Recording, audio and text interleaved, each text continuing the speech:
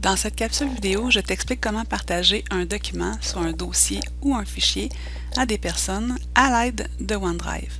Première des choses, on ouvre Office 365 et on va aller sélectionner la tuile OneDrive. Quand on est dans OneDrive, on peut partager quelque chose qui est déjà déposé. Si ce n'est pas le cas, on va aller le charger ou le téléverser en utilisant le bouton pour charger ou téléverser notre document. Je peux partager un dossier et tout ce qu'il contient ou simplement un fichier. Donc dans les deux cas, la façon est la même. Donc par exemple, si je veux partager ce document, donc ce que je vais faire, il y a deux façons. Je peux aller sélectionner Privé ici. Donc en cliquant sur Privé, je vais avoir une fenêtre qui va s'ouvrir à droite qui va me permettre de gérer l'accès. J'ai deux zones. La première zone qui est écrite dans le bas, c'est marqué Accès direct. Cette zone, c'est vraiment pour partager à des personnes directement. Donc, quand j'appuie sur le plus, je vais entrer le courriel de la personne ou bien son nom si elle fait partie de la commission du centre de services scolaires. Donc, ici, j'ai sélectionné Karine. Si je veux, je peux ajouter d'autres personnes.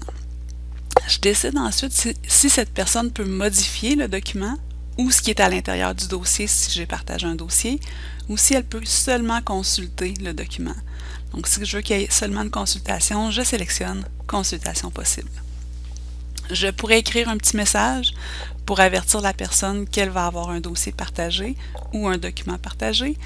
Et je peux aussi décocher, donc si je ne veux pas avertir la personne, donc j'ai le droit aussi de le décocher. Une fois que c'est fait, je vais appuyer sur « Accorder l'accès ». Donc, la personne va maintenant avoir accès à ce document.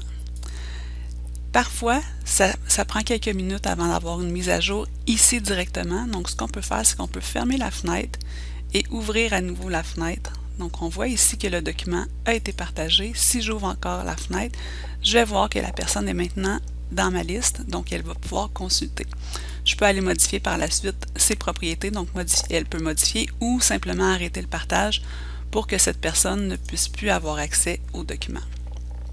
La deuxième façon est de créer un lien d'accès.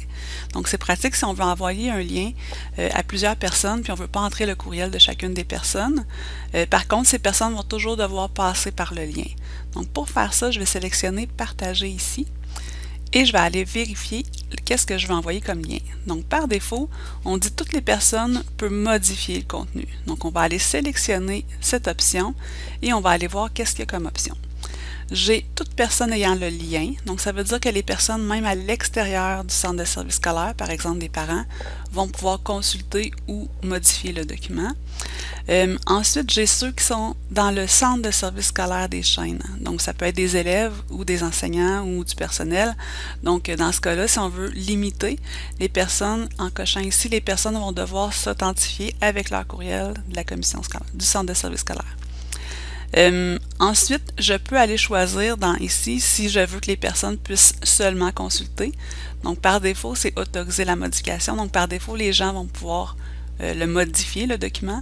Donc, en décochant, ce que ça fait, c'est que les personnes ne pourront pas modifier, vont seulement consulter le document. Si je veux, je peux définir une date d'expiration. Donc, si vous avez partagé une vidéo aux parents et vous voulez qu'à la fin de l'année scolaire, la vidéo ne soit plus partagée, vous pouvez indiquer la date. Vous pouvez ajouter un mot de passe si jamais vous voulez avoir des documents mieux protégés et bloquer le téléchargement. Ce que ça fait, c'est que les personnes, en cliquant sur bloquer le téléchargement, les personnes vont pouvoir le consulter seulement sans le télécharger dans leur ordinateur. Donc, ça peut être pratique également dans certains cas. Une fois que c'est fait, je vais faire appliquer. Et ensuite, ce que je veux, moi, c'est obtenir le lien. Donc, je vais aller cliquer sur copier le lien. Donc, on va voir ici, il y a un lien qui a été créé avec les paramètres que j'ai choisis et je peux faire copier. Alors, je peux coller le lien aux personnes à qui je désire le partager. Si je regarde la deuxième option que j'avais parlé, donc ici, quand on clique sur, quand on survole le document, il y a une petite flèche qui apparaît. Quand je clique sur cette petite flèche-ci, on retrouve la même fenêtre que quand on avait la gestion. Donc, je peux aller choisir qui va pouvoir voir le document. Donc, toutes les personnes, la modification également. J'ai le reste pour le téléchargement, etc. Je peux faire appliquer et j'ai le bouton copier le lien. Donc, deux façons de procéder pour obtenir les liens de partage, donc la petite flèche, ou en cliquant directement sur Privé.